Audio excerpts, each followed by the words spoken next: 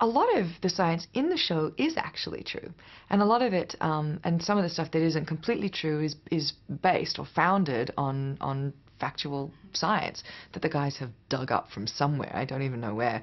But John's the one to talk to about that because he has to say it all. I just ask the questions, but he has to go through and explain it. And his, obviously you need to know what you're talking about if you're going to talk for a page about a science experiment. And John really gets into it and he studies it all. And I'm always astounded at the stuff that I'm like, there's no way that's real. And they're like, it is, that part is. I'm like, no way. That was one of the most exciting things I think I could possibly have done. I had been in all, my interviews, and every time I saw all the guys, I was like badgering them, going, you have to get me out of the suit. I want to meet the doppelganger from the other side. When can we do that? And then all of a sudden she appeared at the end of the second season. And Akiva Goldsman, who wrote those episodes with our showrunners, directed it also. So that was so much fun. We kind of got to create that together, and at the same time, everybody else was creating this other world.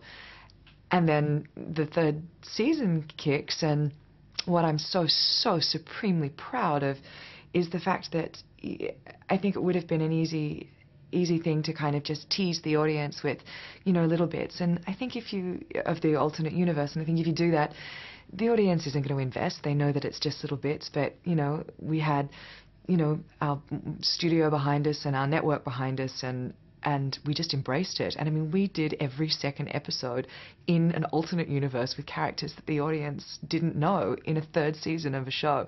And consequently, I think we won them over a bit. And now I think people are like, I like the other side.